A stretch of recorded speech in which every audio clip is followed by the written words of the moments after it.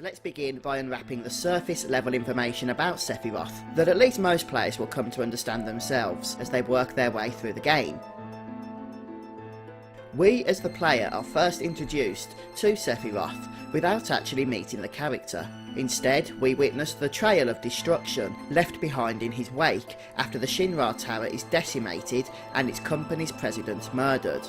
Cloud, the game's player-controlled hero, happens to see the fabled Masamune blade penetrated through President Shinra, and it begins to dawn upon him at this point just who is responsible, and that thought terrifies him.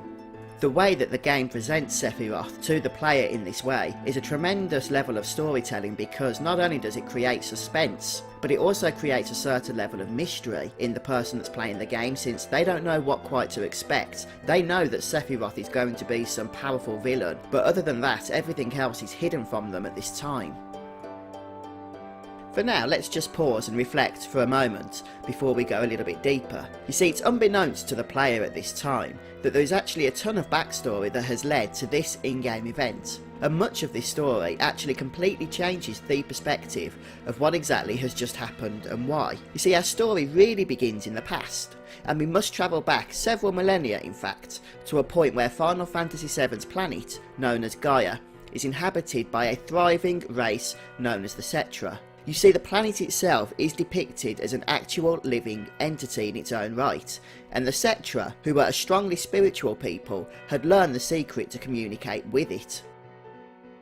After speaking with the planet, the Cetra began to believe in a mythical promised land, a place supposedly brimming with the planet's own life force known as Mako Energy or Lifestream, and that at the end of their journey they would reach this heavenly place where they would live with the planet together as one forevermore. Some fans have theorised that the Cetra are actually an alien race of migrants that discovered Gaia on their journey through the cosmos.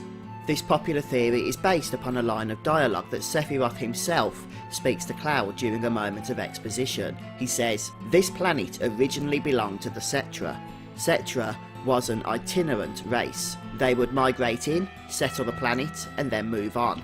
It is worth noting, however, that some who can read Japanese have said that the original language dialogue is somewhat unclear, and this line by Sephiroth may just be a poor English translation. The Cetra could very well be a human race. The Cetra, who later became known as the Ancients, moved into their own settlements where they thrived for some time. However, 2,000 years before the start of the game, a cataclysmic event takes place that changes everything. A shape-shifting extraterrestrial known as Genova arrived on Gaia after crash landing on the northern continent with a meteor. It created an impact site that became a focal point within the game itself, and in fact a large portion of the final parts of Final Fantasy VII revolve around it. Since the planet is itself a living creature, this site became a devastating wound that weakened Gaia's abilities to self-heal. Genova was able to climb out of the crater, and it soon discovered the Cetra settlements. It infiltrated their groups, where it began to read their memories and manipulate them into thinking it was actually their own dead loved ones. Once Genova was able to get close to the Cetra, it began to infect them with its own cells, a kind of alien virus which began turning them into hideous monsters. Think of The Thing crossed with X-Files. However, the Cetra were able to fight back and managed to imprison the alien back within the crater from which it first crawled. Here Genova remained for the next 2,000 years, until virtually all knowledge of its existence became lost to the planet's inhabitants. Now, let's fast forward much closer to the present day, and we have the formation of the Shinra Electric Power Company. Originally established actually as a weapons developer, the Shinra company began to experiment with the planet's lifestream, and quickly realised its potential as a valuable energy source. Shinra began to sell their newly harvested energy, and very quickly grew to become a mega corporation bent on world domination. Eventually, the Shinra company became the conquering force not only in energy, but also in military, media, space exploration and politics, influencing and controlling all aspects of people's lives. Around 30 years prior to the start of Final Fantasy VII, the Shinra Company excavated the northern crater and discovered the remnants of Jenova and recovered them. Mistakenly, one of their lead scientists, Professor Gast, believed the organism to be the remains of a Cetra, whom by this point were now referred to as the Ancients. This makes sense since, for many, as far as they were concerned, the Cetra were now extinct, they were just an ancient race. On top of their discovery of Jenova, Shinra had also learned rumours of the Promised Land, and, believing it to be a place bursting with money-making Mako, they began to experiment with the Jenova specimen as their means of finding it. Since they believed Jenova to be a Cetra, they concluded that by injecting its cells into human guinea pigs, they could eventually create, through trial and error, a super ancient that would be able to lead them into this mythical land by communicating with the planet. For a while, Professor Gast conducted his research alone, but eventually Shinra decided to put more investment into the project, and he was joined by Professor Hojo and a biotechnologist called Lucretia. As the three worked closely together on the newly formed Jenova project, Hojo and Lucretia began a relationship, and Lucretia became pregnant with his child. Still dedicated to their work and research, Hojo believed that by implanting Jenova DNA into their unborn son while he was still in an early development stage, they could increase the likelihood of succeeding in forming an ancient. Lucretia agreed, and the baby in her womb became Shinra's latest experiment. For the rest of her pregnancy, Lucretia was in terrible pain and had nightmare visions showing her the atrocities that her future grown-up son would go on to commit. Thus the child, who we now know as Sephiroth, was born into the world. Sephiroth was quickly whisked away from his mother, Lucretia, before she even had an opportunity to hold him. He was adopted by the Shinra Company, and their scientists raised him as a super soldier, and hiding his parents' true identities from him, they told him that his mother was Jenova. After Sephiroth was adopted by Shinra, it became clear to them quite quickly that he was not going to be useful in finding the Promised Land, a legendary place filled with lifestream. Since Sephiroth was not himself a Cetra, he was never actually able to commune with the planet. Now this frustrated the young boy as he began to grow up, since it was certainly obvious that there was something unique about him, yet he had not been told of the experiments performed on him before his birth. And so, Shinra began to raise Sephiroth with an alternative purpose in mind. They trained him as a super soldier and used him as a powerful, militarised weapon that could easily destroy any foe. Final Fantasy VII's main protagonist, Cloud Strife, tells his comrades, and the player by extension of course, that Sephiroth's strength is unreal. He is far stronger in reality than any story you might have heard about him. The powerheads within Shinra also recognised this fact, and not being happy that Sephiroth was their sole superhuman fighter, they got to work on creating some more. They started empowering some of their already strongest warriors by injecting them with Jenova cells and exposing them to small amounts of Mako energy harvested from the planet. Shinra went on to form an elite fighting force known as Soldier, that's typed in all capital letters, in order to contain their new enhanced members. However, despite their gifted powers, these new Soldier members never came close to the strength of Sephiroth, who remained Shinra's prize success story. It was during this same period of time that Shinra's energy department had been busy developing and building Mako reactors all over the planet. These reactors were manufactured to extract the lifestream from within Gaia and refine it into an efficient energy source. Now, the rest of the company's other projects were able to be funded due to Shinra's monopoly in the electricity market. However, these reactors were heavily guarded and ruthlessly protected by Shinra's troops. Many citizens came to despise them and began to develop animosity towards the company, and this was particularly evident on the western continent of Wutai, where Shinra was planning to build their next reactor.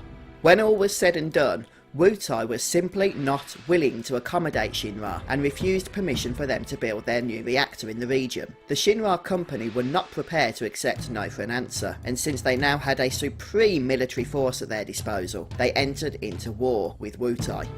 Sadly, for Ffvii anyway, they never really stood a chance. Shinra had the resources and the technology, they had Soldier, and of course they had Sephiroth. Many details of this war are not really known, but it is certain that Soldier led the charge for Shinra, with Sephiroth making quick waste of the enemy. Now, despite a decisive victory in this conflict for Shinra, they never went ahead with the building of their new reactor, and although several theories attempt to explain why this may be the case, the reasons for this remain factually unknown.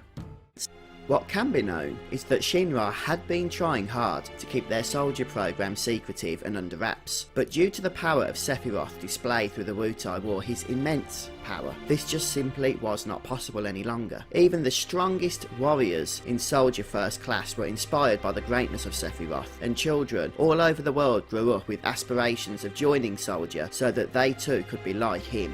As for Sephiroth himself, well, he was not seemingly affected by his newfound celebrity status. He simply desired to focus on doing his job well, and he did his best to continue acting professionally at all times. Although willing to give the odd photograph for members of the general public, he would also tend to get a little bit visibly annoyed when other Shinra soldiers got starstruck in his presence. And so Sephiroth continued to operate as a member of Soldier First Class, and he developed several loyal comrades along the way. One of these was a man known as Ffvii. A few more years pass, and after several successful assignments together, Sephiroth decides that he has had enough and wants to retire from his work for Shinra. He speaks with Zack and informs him that the next mission will be their final time working together. Incidentally, Zack is a non-playable character in Final Fantasy VII, but he is the main protagonist in its PlayStation Portable exclusive prequel, Crisis Core. And so, Sephiroth and Zack begin their final mission together, along with a couple of Shinra soldiers, and nothing really seems to be out of the ordinary. At least not yet. And at least in the context of the work they do for Soldier, which I'm sure isn't normal by any stretch of the imagination. Anyway, they've been briefed about reported sightings of hostile monsters around the Mako reactor at Nibelheim, who are tormenting the townsfolk, and their objective is to go and investigate. Once they arrive in Nibelheim, Sephiroth shares with Zack that his mother's name was Jenova, but that she died giving birth to him. Now this demonstrates that even as Sephiroth begins his final mission for Shinra, he still remains unaware of his true origins and of the nature of the alien entity known as Jenova. However, all of this is about to change when Sephiroth discovers a bombshell piece of information regarding his mother. You see, once Sephiroth enters the reactor at Nibelheim, he first discovers that it is also serving as a secret location for some of Shinra's sickest experiments. Now, whereas normal members of Soldier are subjected to small amounts of Mako, enough to make their eyes glow at least, Sephiroth now discovers a selection of pods in the reactor containing once human subjects that are now literally being covered in a condensed form of Mako. These subjects have now mutated away from their original humanity and now exist in grotesque, monstrous forms, subject to a life of agonising pain and sending them spiralling into total and abject madness. Now at this sight, Sephiroth begins to think, hang on, something's going on here, and starts recalling his own childhood. Now realising that much of the reasoning behind his own strength has never actually been revealed to him, he immediately begins rationalising whether he too was the result of some similar vicious experiments. Now at this point, Sephiroth approaches a nearby chamber that is simply labelled with the name Jenova. He is shocked to discover another non-human creature inside. This one, however, is different from the others, and so he begins to consider that his own birth mother was not actually human at all. Sephiroth researches everything he can about the Jenova project, using the notes of Professor Gast which he found in the basement of the Shinra mansion. He comes to the incorrect conclusion that Jenova and he himself are the last of the Cetra. He believes that the rest of the Cetra were wiped out after humanity betrayed them 2,000 years ago by abandoning them to the calamity that hit Gaia. Tragically, Sephiroth has this all wrong. As we have already learned, he was not a Cetra at all. In fact, Jenova was the calamity, an extraterrestrial entity that crashed to Earth and destroyed many of the Cetra. Sadly, Sephiroth does not hang around long enough to discover this truth. He instead concludes that it is now his very duty to avenge his people and protect Jenova, whom he calls his mother, by destroying humanity. Sephiroth gets to work immediately. He leaves the mansion and burns Nibelheim to the ground before returning back to the reactor. A few of the townsfolk, including Cloud, Tifa and Zack, manage to escape the town's destruction and bravely follow Sephiroth onwards. Tifa, extremely angry about her family and for the people that she loves, races towards Sephiroth and attempts to kill him with his own Masamune blade. Sadly, despite her strong spirits, he easily disarms her and cuts her with the same sword. Zack takes his Buster Sword and rushes into the Jenova chamber, but is also quickly overpowered, incapacitated, and then thrown back out by Sephiroth. Finally, Cloud, who the player has just learned has never actually been a soldier member, but rather was a standard Shinra guard, enters the reactor and is horrified to see his injured friends. With his hatred for Sephiroth kindled, Cloud takes Zack's Buster Sword and charges into the chamber. Sephiroth is caught off guard and Cloud manages to strike him, stunning him temporarily. As Cloud attempts to help his friends, an injured Sephiroth severs Jenova's head and limps out of the chamber whilst holding it. Cloud follows him to the reactor's core, where the Mako energy is being harvested from the planet, and attempts to attack him again. Sephiroth is not taken off guard for a second time, and impales Cloud with his sword. Sephiroth, thinking that Cloud has been dispatched, is shocked when he is overpowered, and hurled over the edge by Cloud, along with the head of Jenova that he is grasping, into the Mako, and seemingly to his death. Now, we're going to be coming back to Sephiroth's actual fate in the next episode, but before we do so, we need to unpack some more of the context for it to make sense. Cloud, Zack and Tifa, unable to move due to their injuries, have no choice but to wait and see what happens to them next. Shinra, still zealously protective of its secrets, immediately begins an enormous cover-up process. They detain the survivors of the Nibelheim incident, including Cloud and Zack. Fortunately, Tifa is spared the cruel treatment of Shinra because she is rescued in time by a fellow named Zangun, who finds her and takes her to Midgar for immediate medical treatment. Shinra quickly gets to work at containing the incident. They rebuild Nibelheim from scratch, brick by brick, exactly as it appeared before. They send in some of their own employees to act as villagers and instruct that they deny to any outsiders that anything untoward has taken place. Shinra decides that their experiments will continue, and with a new set of human guinea pigs at their disposal, they summon Hojo so that he can get straight back to work. Hojo had now theorised that when Jenova's cells become separated from the organism, they would activate a strong survival instinct and attempt to make their way back to the main body. To test his theory, Hojo took his previously collected samples of Sephiroth cells, which contained Jenova DNA, and began infusing them into his new test subjects while they were contaminated by Mako. His subjects were the rounded up survivors of the Nibelheim incident. Many of the tests concluded with Hojo successfully mutating his subjects into what he labelled as Sephiroth clones. It was expected that they would desire their return to Jenova's headless body, which had, by this point, been moved by Shinra to Midgar. Hojo labelled each of the test subjects with a uniquely numbered tattoo before letting them go free. This way he would be able to correctly identify any who succeeded in returning to Midgar in a still hypothesised event he called the Reunion. Incidentally, it has since been pointed out by fans that Hojo's subjects did not really become clones in the strictest sense of the word, since they were never exact copies of Sephiroth in the first place. They were only infected with his cells. Indeed, this may just be another example of where Final Fantasy VII has been poorly translated from Japanese. In the original dialogue, the test subjects were known as Sephiroth's copies or puppets. At least two of the subjects were labelled as failures. The first of these was Zack, who as a member of Soldier was immensely more powerful than the Nibelheim residents and could resist the call of Jenova, much to Hojo's dismay. The other labelled failure was Cloud Strife. Cloud, as with the successful subjects, was indeed given over to the new cells and became a puppet to them. However, likely due to his life-threatening injuries he sustained in his conflict with Sephiroth at the reactor, he became far too weak to respond and instead began to suffer from Mako poisoning. Hojo kept Cloud and Zack captive in the Shinra mansion for the next several years, while he waited patiently for the scattered clones to do something interesting. However, the body of Jenova simply remained in a dormant state in the Shinra building, and a disappointed Hojo concluded that no call was going out from it that was attracting the clones. Other Shinra scientists tried but failed to convince him that his reunion theory had now been proven false. As we will be exploring next time, Hojo had the main idea correct. However, due to the unforeseen nature of Sephiroth's true fate, the details of this reunion unfolded a little more unexpectedly. We have been exploring a lot of backstory that is revealed to us during Final Fantasy VII through flashbacks and memories. These have helped us to understand what Jenova is, who Sephiroth is, how he was made, and what his motives were for wanting to wipe out all of humanity.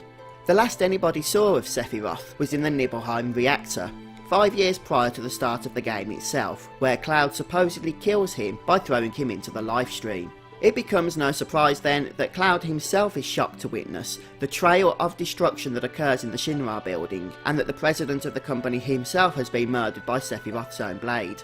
Now we ask the question, what truly happened 5 years ago when Sephiroth was cast into the planet? It turns out that Sephiroth was not killed during his ordeal at Nibelheim. Instead, he discovered that he could actually travel through the lifestream, which contains the memories and souls of all those who have died before. It is thought that any normal person would be consumed by the lifestream. However, we know that Sephiroth is anything but normal. Rather than being consumed, Sephiroth learned he could consume the power within the lifestream itself. And that's exactly what he goes on to do. Over the next several years, he grew in his knowledge and began to reform his physical body piece by piece within a cave inside the northern crater. By this point, Sephiroth is now so powerful that he can exert his own control over the Jenova entity itself. It is during the events on Disc 1 of Final Fantasy VII, when our party has been captured by Shinra, that Sephiroth puts out a call to the dispersed Jenova cells. This includes the decapitated body in the Shinra building, as well as the clones that are scattered around the planet. Interestingly, it also includes Cloud, though we will come back later to that point. Sephiroth wishes to consume the entirety of Jenova, and so his plan is that the reunion will now occur at his body within the northern cave. Cloud and his friends come to the seemingly obvious but incorrect suspicion that Sephiroth had broken into the Shinra building and stole the remains of Jenova. In fact, the Headless Jenova, under Sephiroth's control, breaks free of its containment and shapeshifts into his form. This form of Sephiroth enacts destruction throughout the Shinra building before killing the president. During this rampage, Sephiroth releases Cloud, and by extension his friends also, from their cells, since he's also part of the reunion call. Sephiroth's main motive for taking out Shinra is his desire to prevent others from locating the Promised Land, especially a conglomerate such as Shinra that would desire to suck the lifestream away from him, which has now become his source of immense power. Cloud decides he wants to find Sephiroth to avenge his hometown of Nibelheim, and his friends offer to do everything they can to help him with this. Although this is certainly a valid motive on Cloud's part, little does anyone know, including Cloud himself, that his true desire to reach Sephiroth is actually due to the Jenova cells inside him responding to the reunion call. Our party chases Sephiroth's form across the planet and encounters multiple clones along the way. During these encounters, Cloud and his friends enter battle with several different manifestations of Jenova, known in-game as birth, life and death respectively. Sephiroth continues to take pleasure in muddling Cloud's already messed up mind with a mix of both true and false information, and beckons him to join him in the reunion. Towards the end of the game's first disc, our party makes way for the Temple of the Ancients, a magnificent pyramid-like structure built millennia ago by the Cetra. The temple's purpose was to protect one of the most powerful magic known to exist, the Black Materia, also known as the ultimate destructive magic. The Black Materia can be used to summon Meteor, which has the power to destroy all life on Gaia. Sephiroth aims to take possession of this magic to achieve his own sinister purposes. The wound caused by Meteor would be so damaging that the planet would be forced to concentrate all of the lifestream to a single point, with Sephiroth waiting at ground zero to absorb it all. Shinra sends the Turks into the temple to protect the black materia from Sephiroth, but he makes quick work of them, leaving it to Cloud and his friends as the last hope to keep it from him. In a bizarre twist, it turns out that the temple itself is the black materia, and Cloud manages to take possession of it once it has been reformed into its original state. Jenova, still under Sephiroth's control, approaches Cloud, and after taking control of the cells within Cloud's body, manipulates him into handing the black materia over. Cloud, feeling a tad guilty for this bumbling error, decided to continue chasing Sephiroth to recover the black materia before it can be brought to his true location. Meanwhile, Ares attempts to take matters into her own hands with a plan to summon Holy by using her white materia, the counterpart to the black materia and the only known means to stop Meteor. Sephiroth isn't too happy about this, and after failing to manipulate Cloud into killing Ares, Jenova does the job in his form.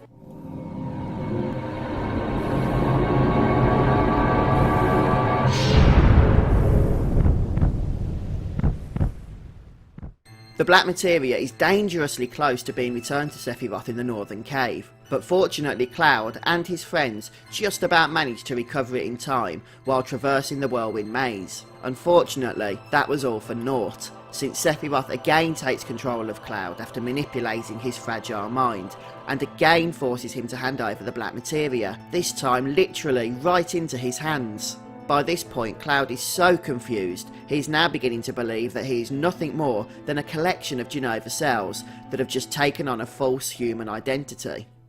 With possession of the black materia, Sephiroth summons Meteor and begins waiting for the destruction it will bring. Meteor's impending havoc causes the planet to awaken the weapons, ancient creatures created to protect Gaia from grave threats. The awakening of the weapons is itself a seismic event causing the surrounding area to crumble, and Sephiroth's Mako cocoon falls deeper into the crater. Cloud, his friends and Shinra manage to flee aboard the high-wind airship just in time. Sephiroth creates a giant and powerful force field type barrier protecting the crater from the just unleashed weapons. Sephiroth is also strong enough to hold back Holy, even though Ares summoned it successfully before her death. This means that for the planet to be saved, Sephiroth must be destroyed. After Shinra removes Sephiroth's barrier, using their powerful sister ray cannon, Cloud and his party embark on their mission with one objective: to kill Sephiroth. After making their perilous journey through the crater, Cloud and his friends destroy another manifestation of Jenova before finally encountering Sephiroth himself deep within the planet's core. It is at this point that the game's final 3 boss battles occur. The first is against Sephiroth, who has manifested himself in a grotesque form with various parts. For the second battle, Sephiroth takes on an angelic form, and the fight takes place in a kind of strange, bright heavenly realm. Sephiroth now believes himself to be a god, but interestingly, he has a lot in parallel with the devil. The Final Fantasy franchise often draws inspiration from real-life religion. In the Bible, an apostle named Paul warns a church that Satan himself masquerades as an angel of light. In this final part of Final Fantasy VII, we see how the cruel and hateful Sephiroth embodies this very role. Once this angelic form of Sephiroth is defeated, Cloud is pulled into the livestream, possibly by Sephiroth himself, for the third and final encounter. This time, there are no more tricks. It is pure, embroiled hatred on either side. Cloud's limit gauge fills up quickly, and the anger in Sephiroth's eyes is all but apparent. Cloud is easily able to beat Sephiroth in a battle that the player cannot lose. With Sephiroth out of the way, Holy is released as Meteor is causing destruction. When it seems that Holy arrives too late to counter Meteor's effects, the planet's livestream, led by Ares, joins in the battle. As a team, Holy and the livestream push Meteor back, and even though Midgar has been lost, the planet has been saved.